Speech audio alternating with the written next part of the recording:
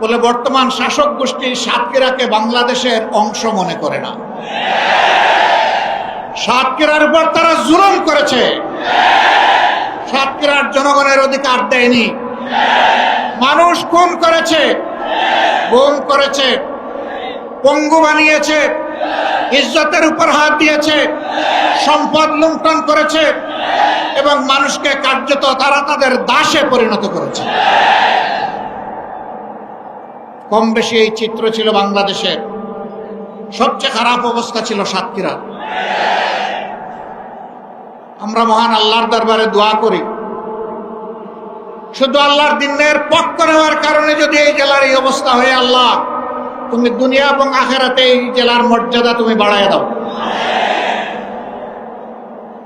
প্রিয় সহকর্মী বৃন্দ, বাংলাদেশ জামাতে ইসলামী আল্লাহ এবং জনগণের কাছে প্রতিশ্রুতিবদ্ধ যে এই জমিনে আমরা ইনসাফ কায়েম করতে চাই, আমরা দুর্নীতিমুক্ত একটি বাংলাদেশ গড়তে চাই,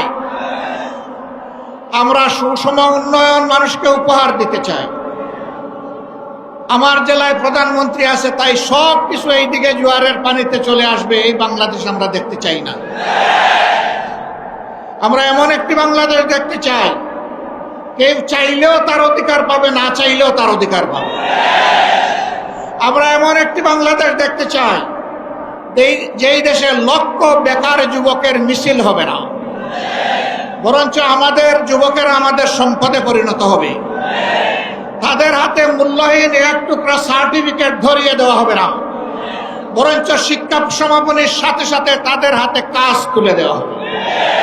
এমন শিক্ষা চাই আর এমন শিক্ষিত জাতি চাই। তবে এই শিক্ষা অবশ্যই নৈতিক এবং দুনিয়াবি বা জাগতিক শিক্ষার সমন্বয় হতে হবে। মানুষ যাতে মানুষ হয়, শিক্ষা নিয়ে মানুষ যাতে ডাকাত না হয়, আমরা সেই শিক্ষাটি চাই। আমরা এমন একটি দেশ চাই, যে দেশে আমাদের মা বোনেরা নিঃসংকোচে যেমন ঘরে সুরক্ষিত থাকবেন, কর্মস্থলেও সুরক্ষা পাবেন, রাস্তাঘাটেও সুরক্ষা পাবেন। তাদের দিকে কোনো খারাপ লোক চোখ তুলে তাকানোর কসরত পাবে না। তারা ইজ্জতের সাথে, মর্যাদার সাথে, তাদের দক্ষতা দিয়ে দেশের উন্নয়নে তারাও ভূমিকা রাখবে। নবী করিম সাল্লাল্লাহু আলাইহি ওয়াসাল্লাম মানব জীবনের সবচেয়ে ঝুঁকিপূর্ণ কাজেও মহিলাদেরকে শরীক করেছেন। সেই কাজটি হচ্ছে যুদ্ধ। যুদ্ধে মারা পুরুষের পাশে থেকে তারাও যুদ্ধ করেছে। বিশেষ করে বদর যুদ্ধের কঠিন দিনে আমি প্রায় এই উদাহরণটা দিয়ে থাকি। যখন কাফেররা আল্লাহ রসুলের খুব কাছাকাছি চলে এসেছিল তাকে হত্যা করার জন্য, যখন পুরুষ যোদ্ধারা দিক বিদিক কিছুটা জ্ঞান হারিয়ে ফেলেছিলেন, তখন একজন মা চতুর্দিকে ঘুরে ঘুরে আল্লাহর রসুলকে বেষ্টনে দিয়ে রেখেছিলেন।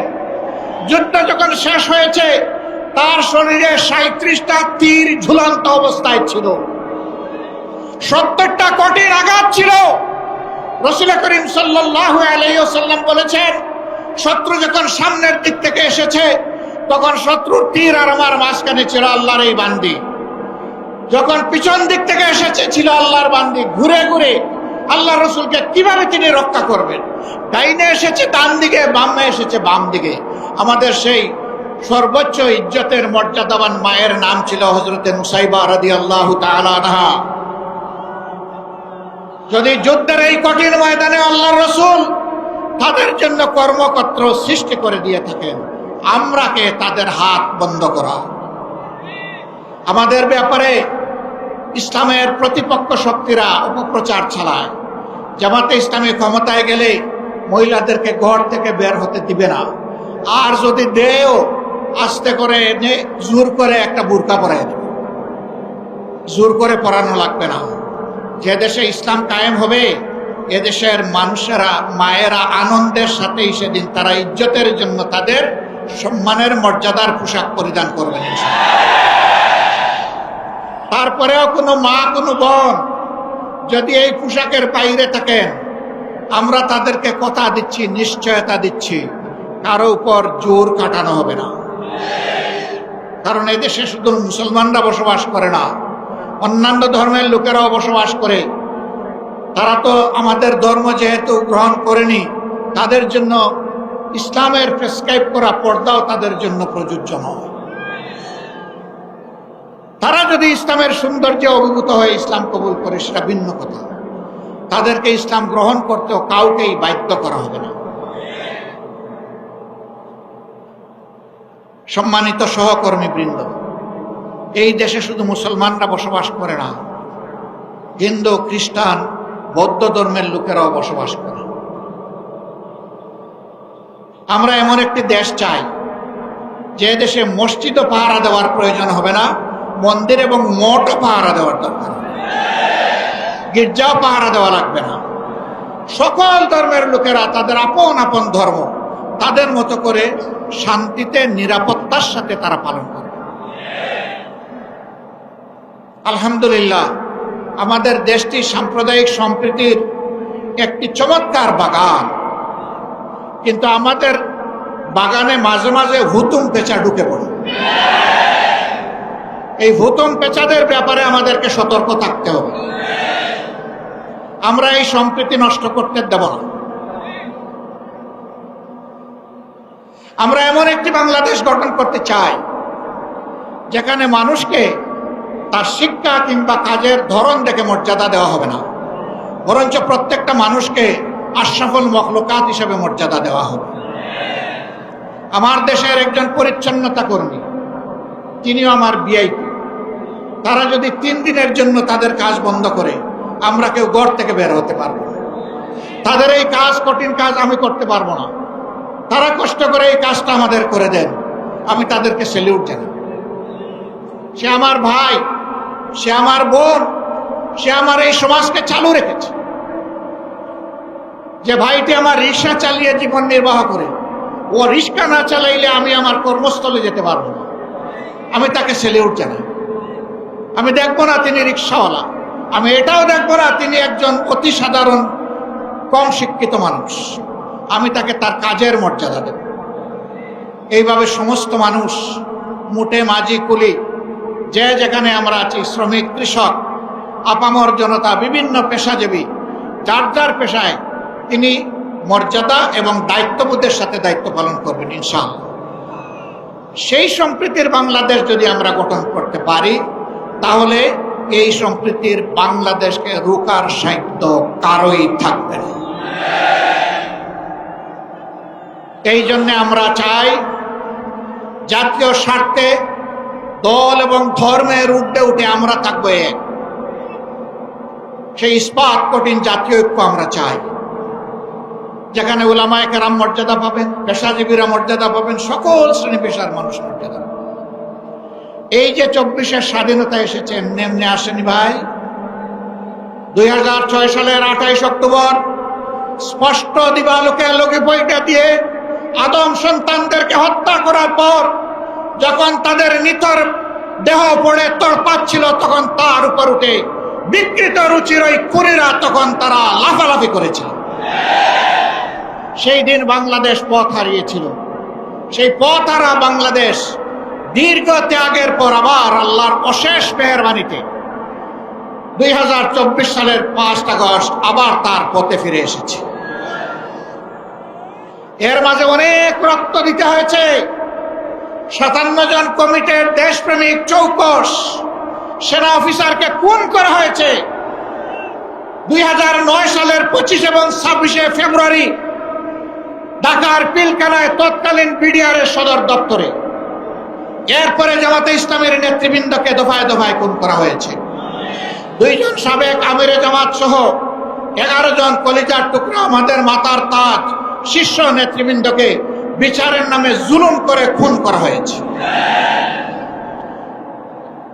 এই খুনের প্রতিবাদ যারা করেছেন, অন্যায়ের প্রতিবাদ করেছেন, তাদেরকে গ্রামে গঞ্জে খুন করা হয়েছে। আগেই বলেছি, সবচেয়ে বেশি খুনের ঘটনা ঘটেছে এই সাতক্ষীরায়। তারপরে আপনাদের পার্শ্ববর্তী জেলা ঝিনাইদহে এইভাবে বিভিন্ন জায়গায় খুনের তাণ্ডব চালানো হয়েছে। ভাই ও বোনেরা, সর্বশেষ এই বছরে 1 জুলাই থেকে শুরু করে 5 আগস্ট পর্যন্ত খুনের বন্যায় বাংলাদেশকে ভাসিয়ে দেওয়া হয়েছে। বৈষম্য বিরোধী ছাত্র জনতা রাস্তায় নেমে এসেছিল। তাদের হাতে কোনো আগ্নেয়াস্ত্র ছিল না, এমনকি তাদের হাতে কোনো ইটপাটকেলও ছিল না। তারা শান্তিপূর্ণভাবে দাবি আদায়ের জন্য রাস্তায় নেমেছিল। কোটার সংস্কারের জন্য, কোটা বাতিলের জন্যও নয়। তারা বলেছিল যৌক্তিক কোটা দেন, আমাদের আপত্তি নাই, কিন্তু কোটার নামে জাতির সাথে, মেধার সাথে তামসা করবেন তা আমরা মানব না। কেন তারা এটা বললো? এই জ্বালায় তাদের বিরুদ্ধে মানুষের কিনা, এদেশের মানুষের কিনায় অস্ত্র এবং বুলেট দিয়ে জাতির বিরুদ্ধে তাদেরকে পাঠিয়ে দেওয়া। একদিকে সরকারি বাহিনীকে নামিয়ে দেওয়া হলো, আরেকদিকে সরকার তাদের সশস্ত্র গুন্ডাদেরকে নামিয়ে দিল। এই উভয় পক্ষের আঘাতে আঘাতে জর্জরিত হয়ে ১৫০০-এর কম বেশি আদম সন্তান শুধু এই ক্ষুদ্র সময়ের ভিতরে দুনিয়া থেকে বিদায় নিয়েছেন। ৬ সালের ২৮ অক্টোবর থেকে শুরু করে ২৪ সালের ৫ই আগস্ট পর্যন্ত জালিমের জুলুমের শিকার হয়ে যারা বিদায় নিয়েছেন, আল্লাহর দরবারে দোয়া করে আল্লাহ তাআলা তাদেরকে শহীদ হিসাবে কবুল করুন। তাদের পরিবারকে আল্লাহ মর্যাদা দান করুন। এই পরিবারগুলো জাতির সম্পদ। আজীবন আল্লাহ তাআলা এই পরিবারগুলোর কাছে আমাদের ঋণবোধের মানসিকতা নিয়ে তাদেরকে সম্মান করার তৌফিক দান করুন। যারা পঙ্গু হয়েছেন তাদের খেদমতকে আল্লাহ কবুল করুন। আল্লাহ তাদের জীবনটা সচল করে দিন। প্রিয় সাতক্ষীরাবাসী, আজকে আসার পথে আমি দেখলাম এরকম আরো ৩টা মাঠ উপচে পড়া মানুষ রাস্তাঘাটে। এই মাঠে তাদেরকে সুযোগ দেওয়া যায়নি বলে আমি সবার পক্ষ থেকে দুঃখ প্রকাশ করছি। আল্লাহ তাআলার আসমান অসীম, জমিন সসীম। সেই সসীম জমিনের ছোট্ট একটা টুকরা আমরা পেয়েছি। আমরা এই বাংলাদেশকে প্রাণ উজাড় করে ভালোবাসতে চাই। আমরা ভালোবাসি। এই জন্য আমাদের কোনো দাদা, মামা, খালু, ফুফির বাড়ি নাই। এটি আমাদের আউয়াল ঠিকানা, দুনিয়ায় এটি আমাদের আখের ঠিকানা। আমাদের উপর জুলুম করা হয়েছে, আমরা দেশ ছেড়ে কোথাও পালিয়ে যাই। দেশকে যারা ভালোবাসে তারা দেশ ছেড়ে পালিয়ে যেতে পারে না। দেশের প্রতি যাদের দায়বোধ নাই তারা যে কোনো সময় দেশকে খোদা হাফিজ বলতে পারে। আমরা বলবো না। আমরা আমাদের আল্লাহর কাছে আমরা খুবই বিনীত, কৃতজ্ঞ। তিনি এমন একটি সুন্দর দেশে আমাদেরকে পয়দা করেছেন। আমরা এই দেশ নিয়ে বাঁচতে চাই, এই দেশেই অন্যায়ের বিরুদ্ধে লড়তে চাই এবং এই দেশকেই আমরা দুনিয়ার একটা শ্রেষ্ঠ দেশে পরিণত করতে চাই। এই সংগ্রামের দায়িত্ব আপনাদেরকে নিতে হবে। আপনারা নেওয়ার জন্য প্রস্তুত? এই হালকা প্রস্তুতে হবে না। আওয়াজ দেন, আপনারা প্রস্তুত? আলহামদুলিল্লাহ, আল্লাহ কবুল করুন। আজকে সারা বাংলাদেশ থেকে গর্জন উঠেছে সিংহের আওয়াজে। আমরা জীবন দিব, কিন্তু আমার দেশের 1 ইঞ্চি মাটি কোনো হায়নাকে দেব না। আল্লাহ তাআলা আমাদেরকে এই শক্তি দান করুন। 24-এর আমাদের সন্তান, বুকের সন্তান, যুবক যুবতীরা, তারা যে অন্যায়ের বিরুদ্ধে বুক চিতিয়ে লড়াই করেছে, আল্লাহর কাছে চাই, হে আল্লাহ, তুমি তাদের অন্তর দেশপ্রেম এবং তোমার ইমানের নূর দিয়ে পরিপূর্ণ করে দাও। আর ও ধরনের জেনারেশন, প্রজন্ম আমাদেরকে বারবার উপহার দাও। বাংলাদেশের মানুষের ফুলের বাগান তুমি ওই সমস্ত মানুষ দিয়ে পরিপূর্ণ করে দাও। আমরা একটা মানবিক বাংলাদেশ গড়তে চাই। এই বাংলাদেশের দায়িত্ব যুব সমাজের হাতে তুলে দিতে চাই। এই যুব সমাজই ভবিষ্যতের বাংলাদেশ। আপনারা সবাই দায়িত্ব তুলে দিতে রাজি আছেন? যারা বয়স্ক তারা কি মন খারাপ করলেন? একবার এক সন্তানকে সম্বর্ধনা দেওয়া হচ্ছে তার কৃতিত্বের জন্য। তো ছেলের ব্যাপারে অনেক কিছু বলা হয়েছে। বাপকে কেউ চিনে না। বাপ এতক্ষণ চিন্তা করলো, কি রে, আমারে কেউ একটু স্মরণও করল। যখন তার হাতে ক্রেস্ট তুলে দেওয়া হবে, বাপ দাঁড়িয়ে বলল, আমার একটি কথা আছে। এত সময় আপনারা যাকে সম্বর্ধনা দেওয়ার জন্য অনেক প্রশংসা করেছেন, দেখতে হবে ছেলেটা কার। আলহামদুলিল্লাহ, এক কথায় সব কিছু বুকের ভিতরে এসে গেছে। বুকের ছেলে যেমন বুকে থাকে, বুকের ছেলের কৃতিত্ব তেমন বাবার বুকে চলে আসে। কাজেই আমরা আমাদের সন্তানদের নিয়ে গর্বিত। আলহামদুলিল্লাহ। এমন সন্তান আল্লাহ আমাদেরকে দান করেছেন বলে আমরা আল্লাহর শুকরিয়া আদায় করি।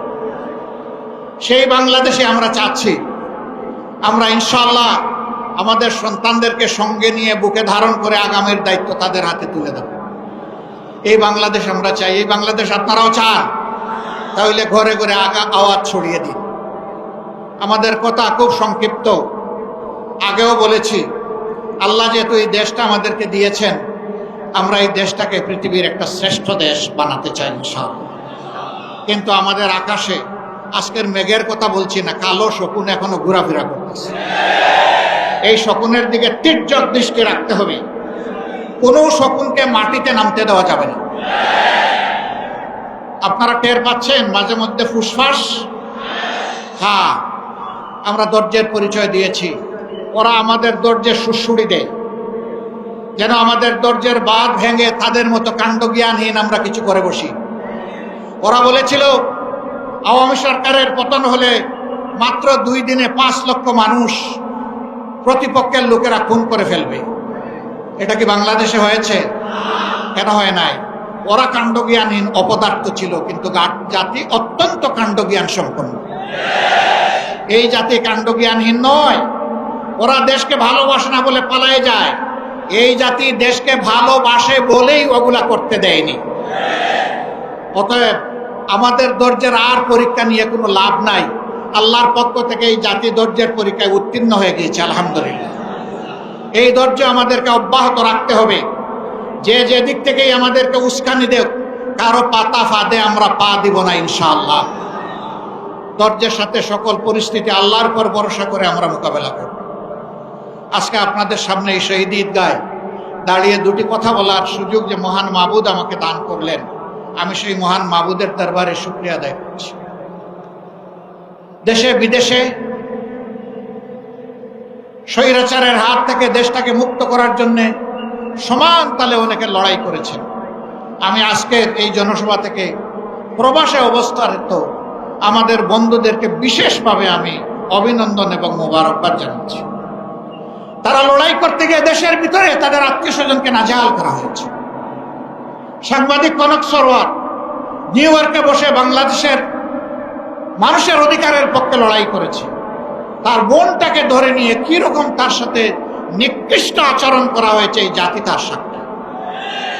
প্রিয় ভাইরা, এদের মধ্যে কোনো মনুষ্যত্ববোধ ছিল না। আল্লাহর কোরআনের ভাষায় কালানাম, এরকম যারা আল্লাহ বলছেন এরা যেন পশু। আরেক ধাপ অগ্রসরে আল্লাহ বলছেন বালহুম আদল। পশুর তো আমি বিবেক দেই না, এই জন্য সে ভালো মন্দ বুঝে না।